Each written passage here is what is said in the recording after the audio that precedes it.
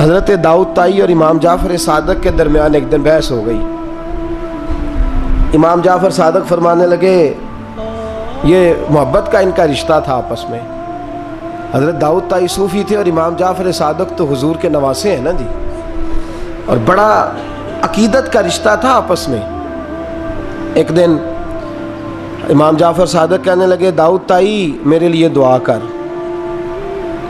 تو آپ رو پڑے، کہنے لگے حضور میں نواسہ رسول کے لیے دعا کروں؟ آپ تو حضور کے نواسے ہیں، میں آپ کے لیے دعا کروں؟ تو حضرت امام جعفر صادق کہنے لگے یہی تو دعا کرانی ہے، یہی تو میں نے کیا فرمایا، یہی تو دعا کرانی ہے کہ میرے لیے دعا کر، میں اپنے نبی کی بارگاہ میں شرمندہ نہ ہو جاؤں۔ حضور یہ نہ فرما دیں کہ میرا نواسا ہو کے تو کیا کرتا رہا، یہی تو دعا کرانی ہے۔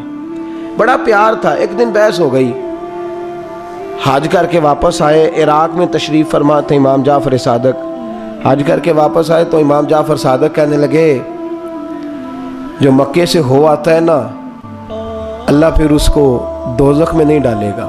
خوش نہیں ہوئے آپ لوگ؟ اللہ آپ کو جزائے خیر عطا فرمائے۔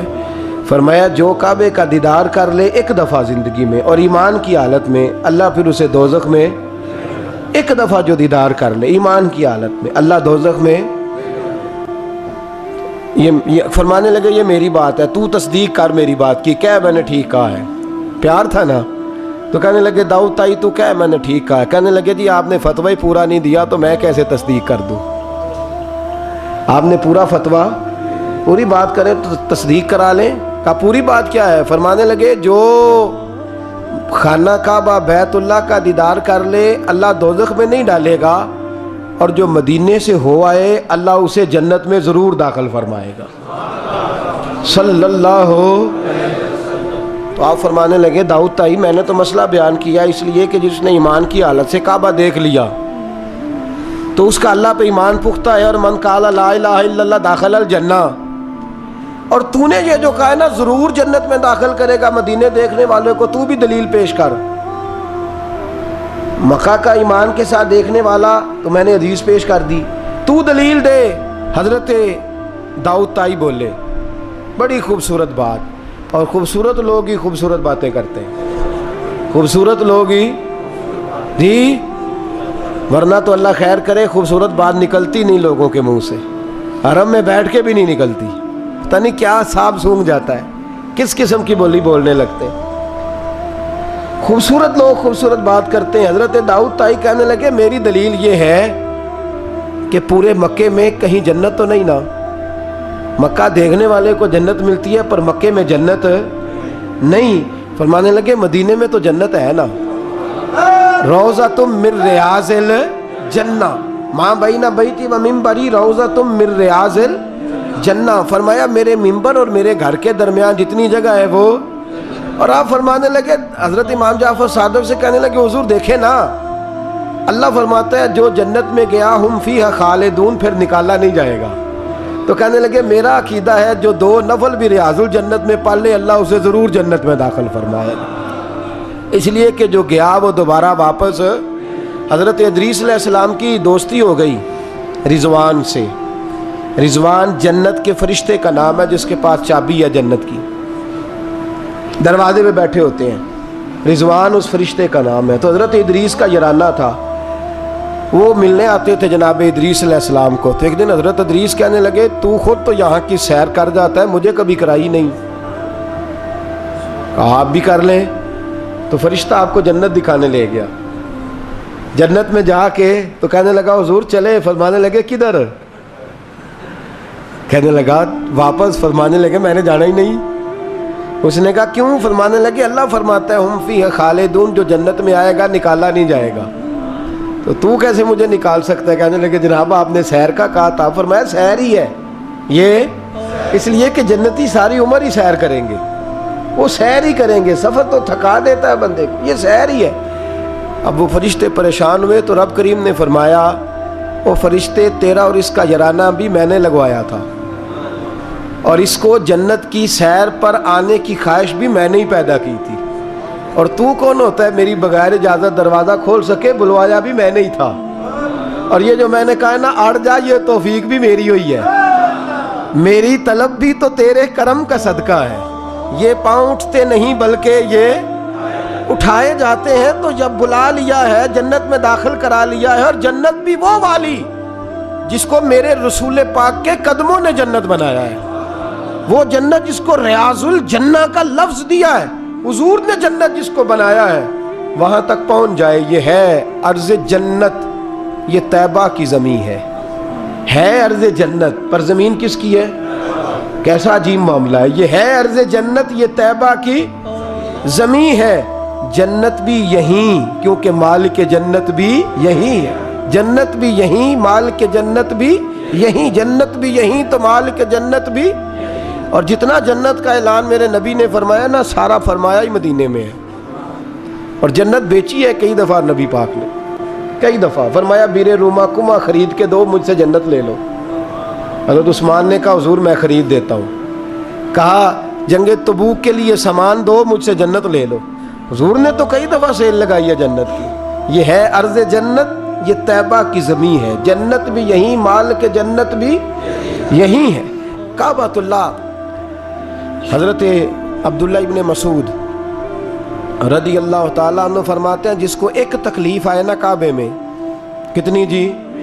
ایک کدی تے آئی جاندی ہے نا، میرے ورگے ہمیشہ دے تھکے بندے، ایک آدھ تکلیف تو بخار آ گیا، پیر میں درد ہونے لگ گیا، کوئی تکلیف تو آئی جاتی ہے۔ فرماتے ہیں ایک تکلیف اگر تجھے حرم مکہ میں آئی نا، ایک، تو اللہ تیرے 80,000 سال کے گناہ معاف فرما دے۔ کنے 80 100 نہیں، میں نے سوچ سمجھ کے جملہ کہا ہے، 80 ایک تکلیف اگر تجھے کہاں بولے نا یار، کتنی؟ ایک گناہ کتنے معاف؟ یہ کس نے کہا ہے؟ حضرت عبداللہ ابن مسعود نے۔ وعدہ کس کا ہے؟ اللہ کا۔ وعدہ کس کا ہے؟ اگر مدینے چلے جائیں تو میرے نبی پاک صلی اللہ علیہ وسلم کو پتا تھا لوگ میرے غلاموں کو دھکے بھی ماریں گے، مجنون اور پاگل بھی کہیں گے، ان کو بری نظروں سے بھی دیکھیں گے، کہیں گے یہ تو ہیں ہی پاگل، بڑا کچھ ہوگا۔ واہ محبوب تیرے انداز میزبانی پہ قربان جائیں، کیسا بندوبست فرمایا، کیا انداز اختیار فرمایا۔ فرمایا تم میں سے جو کوئی مدینے آیا وہ میرا مہمان ہے۔ کوئی مدینے مکے میں ایک تکلیف پہنچی تو 80,000 سال کے، اور یہاں مدینے میں واہ کیا جود و کرم ہے شاہ بطحہ تیرا۔ واہ نے خیال حضرت لفظ کیا کہتے، واہ کیا جود و کرم ہے شاہ بطحہ تیرا، نہیں سنتا ہی نہیں دیکھیں ترکیب اعلیٰ حضرت کی، ایسے جملے درد ہو تو نکل، نہیں سنتا ہی نہیں مانگنے والا تیرا۔ اور کہتے ہیں تیرے قدموں میں رہوں غیر کی ٹھوکر پہ نہ ڈال، جھڑکیاں کھاؤں کہاں چھوڑ کے صدقہ تیرا۔ اور تیرے قدموں میں جو ہے غیر کا منہ کیا دیکھیں، پھر کون نظروں پہ چڑھے دیکھ کے طلبہ تیرا، دیکھ کے جلوہ نہیں۔ اعلیٰ حضرت کا انداز کوئی اعلیٰ مزاج لوگ ہی سمجھتے، جلوہ نہیں جی۔ کہتے ہیں جس نے میرے مصطفیٰ کے قدم کا تلوہ دیکھ لیا اس کی نظر پہ کوئی نہیں چڑھتا، تو جس نے جلوہ دیکھ لیا صلی اللہ ہو، کون نظروں پہ چڑھے دیکھ کے تلوہ تیرا، قدم دیکھ لے تو نظر پہ کوئی نہیں چڑھتا، تو جو سیدنا صدیق اکبر کی طرح مولا علی کی طرح جلوہ ہی دیکھ لے۔ اب میری نگاہوں میں جچتا نہیں کوئی، جیسے میرے محبوب ہیں ایسے میرے رسول کریم صلی اللہ علیہ وسلم نے فرمایا جو حرم مدینہ میں آئے اور اسے کوئی تکلیف پہنچے، اس پر کوئی آزمائش آئے، اسے پریشان کیا جائے، اسے یہاں کوئی دکھ پہنچے، تو میرے حبیب نے فرمایا وہ میرا مہمان ہے، وہ صبر کرے۔ یا رسول اللہ کیا ملے گا؟ فرمایا تم مدینے کی تکلیفوں پہ صبر کرنا، میں قیامت کے دن اللہ کی بارگاہ میں تمہاری سفارش کروں گا، میں رب کی بارگاہ میں تمہاری سفارش کروں گا۔ مکہ مکرمہ میں تکلیف پہنچی تو گناہ معاف ہے، اور یہاں تکلیف پہنچی تو حضور کی سفارش۔ اور پھر دیکھیے نیکی کا انداز دیکھیے، مکہ مکرمہ میں کوئی ایک نیکی کرے تو 1,00,000 کا ثواب ہے، ایک نماز پڑھو تو کتنے کا؟ ہم نے کبھی سوچا بھی نہیں ہوگا کہ 1,00,000 نفل پڑھیں گے۔ ایک طواف کرو تو کتنے طواف کا ثواب؟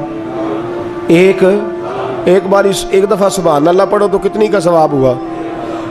1,00,000 کا ثواب. اور اگر کوئی حج کرنے جائے تو ثواب ڈبل ہو جاتا ہے. اور اگر کوئی رمضان شریف کے مہینے میں جائے تو 1,00,000 کو 70,000 سے ضرب دینی پڑ جاتی ہے.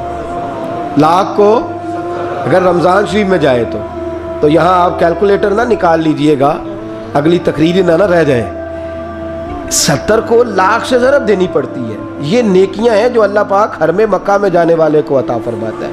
میری سمجھ میں صرف اتنی بات آتی ہے کہ وہ جو امتیں کرتی رہی ہیں نا، ہزار سال عبادت، ہزار سال انہوں نے عبادت کی ہے، تو امت مسلمہ کو اللہ نے درجہ تو اونچا ہی دینا ہے نا. کنتم خیر امت جو درجہ چونکہ اونچا دینا ہے تو اللہ پاک نے یہ بہانے بنا دیے ہیں. شب قدر ہے، شب برات ہے، یہ اللہ پاک نے بہانے بنا دیے ہیں.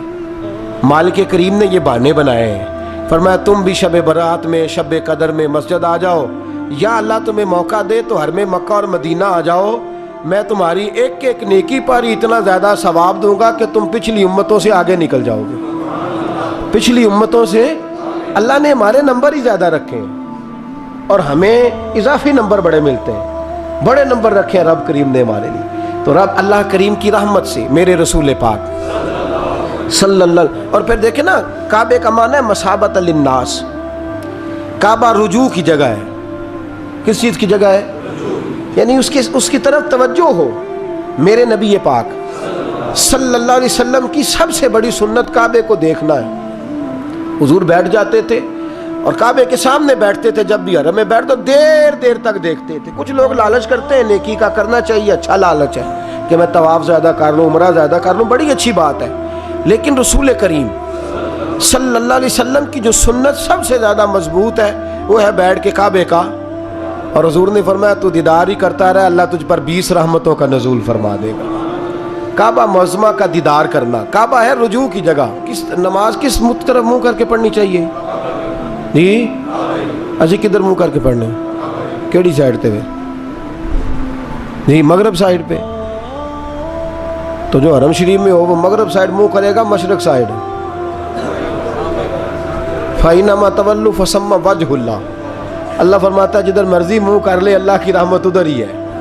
وَلِلَّهِ الْمَشْرِقُ وَالْمَغْرِبُ. مشرق بھی اللہ کا، مغرب بھی اللہ کا. فَإِنَّمَا تَوَلُّوا فَثَمَّ وَجْهُ اللَّهِ. جدھر بھی منہ کرے گا اللہ ادھر ہی. چاروں جانب دنیا کا رجحان کعبے کی جانب ہے. اور یہ جو ہمارا دل کھنچا چلا جاتا ہے نا کعبے کی جانب، کھنچا چلا جاتا ہے، اس کی وجہ یہ ہے کہ نماز اللہ کی اور منہ طرف نماز کس کی؟ منہ طرف. تو ساری زندگی کہتے رہے تو پھر طبیعت تو کھنچے گی نا، کعبے کی طرف کھنچے گی. میرے محبوب کریم صلی اللہ علیہ وسلم کے لفظ بڑے حسین ہیں. محبوب کریم صلی اللہ علیہ وسلم نے فرمایا تو حج اور عمرہ کرنے آئے تو یہ نہ سمجھ میں حاجی یا معتمر ہوں. الحاج والمعتمر وفد اللہ. حج عمرہ کرنے والا اللہ کی جماعت ہے. یہ کس کا گروپ ہے؟ یہ کس کا گروہ ہے؟ اللہ. یہ اللہ کا گروہ ہے. اللہ ان کی میزبانی فرماتا ہے، اللہ ان کو انعامات سے نوازتا ہے. رب کریم اپنے گھر بلاتا ہی اس کو ہے جس کو اللہ نے درگزر کرنا ہو، جس کو اللہ نے معاف کرنا ہو، جس کو اللہ نے بخش دینا ہو. بڑے. اور پھر میاں صاحب رحمۃ اللہ علیہ کا ایک شعر تھا. میں ذرا پریکٹیکل دیکھتا ہوں چیزوں کو، کوشش کرتا ہوں کہ دیکھا جائے. تھوڑا سا نوجوان نسل ہماری تھوڑی سی کہتی ہے ہمیں عقلی طور پہ بھی سمجھاؤ. تو میں فیلڈ کا آدمی ہوں تو تھوڑا مجھے پالا پڑتا ہے، سوالوں کے جواب دینے ہوتے ہیں تو میں ہر چیز کو اس کے اصل نقطہ نظر سے دیکھتا ہوں. تو میاں صاحب کا ایک فقرہ تھا، دوسرے والے کی تو سمجھ آتی تھی، پہلے والے کی نہیں آتی تھی. مشہور بڑا تھا، رحمت دا دریا الہی. آتا ہے نا آپ سب کو؟ مینوں نہ سناؤ تو بکری گل ہے، ویسے آتا ہے. رحمت کا دریا الہی تے جے ایک قطرہ. وہ جے ایک قطرے والی تو سمجھ میں بات آتی تھی، لیکن وہ جو ہر دم وگدا ہے وہ ظاہری آنکھوں سے نظر، کئی دفعہ ہمیں نظر، صاحب نظر لوگوں کو آتا ہے، باطن میں تو نظر آتا ہے، محسوس ہوتا ہے، لیکن ظاہر نظر یہ کسی نے دیکھنا ہو تو مکے مدینے جا کے نظر آتا ہے. رحمت دا دریا الہی ہر دم، ایک دم نہیں، ہر مدینے کی جس گلی پہ نظر کریں نا آپ ریلا ہی آ رہا ہے. مکے کی جس گلی پہ نظر کریں، وہ یہاں ایک جھوٹ بولتے ہیں ہمارے سیاستدان، کہتے ہیں یہ ٹھاٹھے مارتا سمندر، حالانکہ وہ نہر بھی نہیں ہوتی لوگوں کی. ٹھاٹھے مارتا سمندر، پتہ نہیں کدھر ٹھاٹھے لگ رہی ہے، اللہ ہی جانتا ہے. اور جو بھی شروع کرتا ہے بات یہیں سے، حرم شریف جا کے پتہ چلتا ہے ٹھاٹھے مارتا سمندر کس کو کہتے ہیں۔ رحمت دا دریا الہی ہر دم ہی وگدا تیرا،